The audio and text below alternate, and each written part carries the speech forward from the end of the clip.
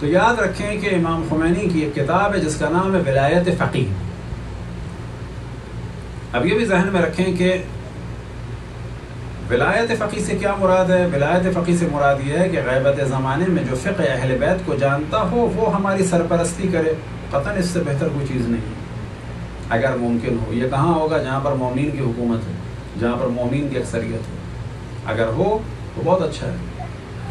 اس میں ایک چیپٹر ہے ان کا کہ جس کا نام ہے ولایت تکوینی، اور وہ جو ایک چیپٹر ہے وہ ساری مشکلات کو حل کر دیتا ہے کہ جو لوگوں کے ذہن میں فضائل اہل بیت علیہم السلام سے ریلیٹڈ ہے. اور اس پہ بھی ہمارا کلپ بنا ہوا ہے، کسی کو چاہیے ہوگا تو دے دیں گے.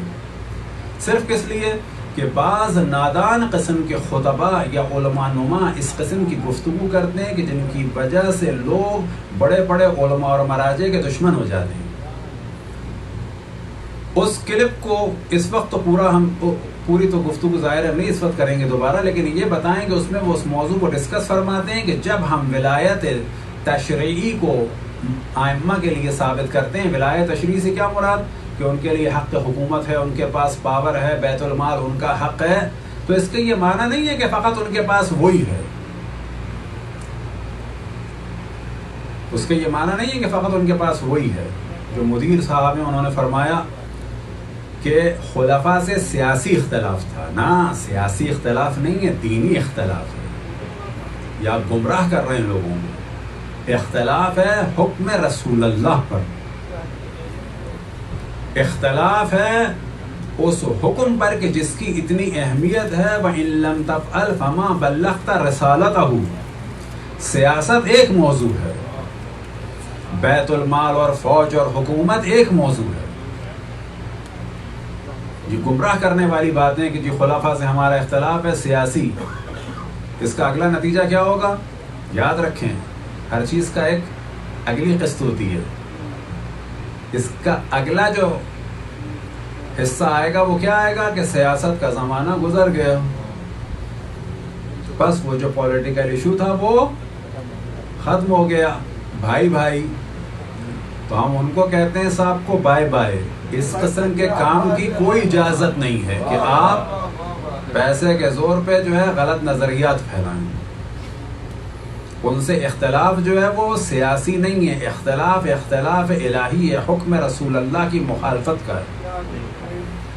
تو امام خمینی رضوان اللہ تعالیٰ علیہ فرماتے ہیں کہ ولایت تشریعی کو ثابت کرنے کے معنی یہ نہیں ہے کہ ان کے پاس صرف ولایت تشریعی ہے، بلکہ ان کے پاس ایک ولایت ہے کہ جو ولایت کلی الہی ہے، جس کی وجہ سے کائنات کا ذرہ ذرہ جو ہے وہ معصومین کے سامنے جو ہے خاضع اور متواضع ہے، یعنی ان کے حکم کا تابع ہے. اور پھر فرماتے ہیں یہ ہمارے مسلمات میں سے ہے کہ ان کے مقام تک نہ نبی مرسل پہنچ سکتا ہے نہ ملک مقرب. البتہ نبی مرسل سے مراد کون؟ رسول اللہ صلی اللہ علیہ وسلم کے علاوہ. اور ان کی خلقت اور طینت میں امتیاز ہے عام انسانوں کی نسبت. اب یہ جو انہوں نے فرمایا کہ تمام کائنات کے ذرات جو ہیں ان کے سامنے خاضع اور متواضع اور ان کے حکم کے تابع، یعنی یہ مراد. اس کے کیا مراد ہے؟ ایک مثال دے کہ اصل موضوع کی جانب جائیں کہ امام اگر ارادہ فرمائیں، ایک ہے کن فیکن اللہ کا کہ جس میں اللہ کسی کا محتاج نہیں ہے، کسی کا محتاج نہیں ہے، کسی کا محتاج نہیں. لیکن ایک کن فیکن ہے انبیاء کا. یعنی کن فیکن سے کیا مراد؟ کہ حضرت عیسیٰ نے چاہا انی اخلق لکم من الطین کحیۃ الطیر فینفخ فیہ فیکون طیرا باذن اللہ، کہ حضرت عیسیٰ علیہ السلام مٹی سے پرندہ بنائیں گے.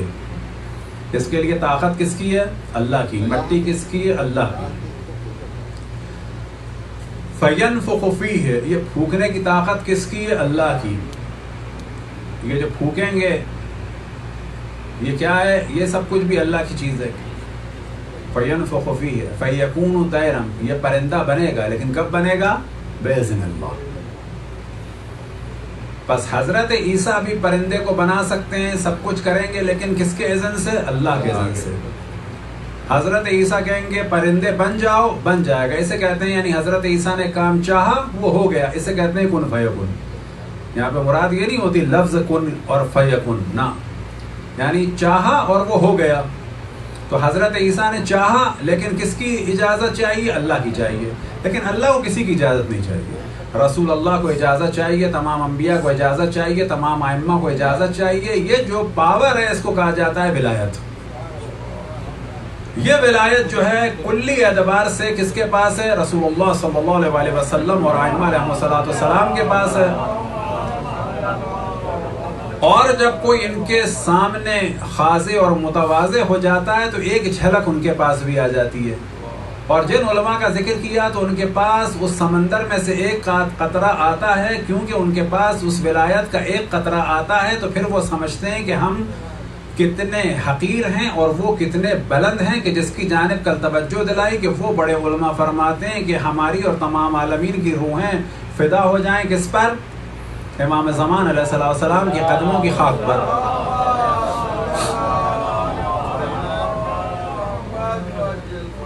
تو یہاں سے آپ اندازہ لگائیں کہ مراد کیا ہے امام خمینی رضوان اللہ تعالیٰ علیہ کی. یاد رکھیں کہ تمام کائنات کے ذرے جو ہیں معصومین علیہ السلام کی بارگاہ اقدس میں خاضع اور متواضع ہیں بے حکم خداوند تبارک و تعالیٰ.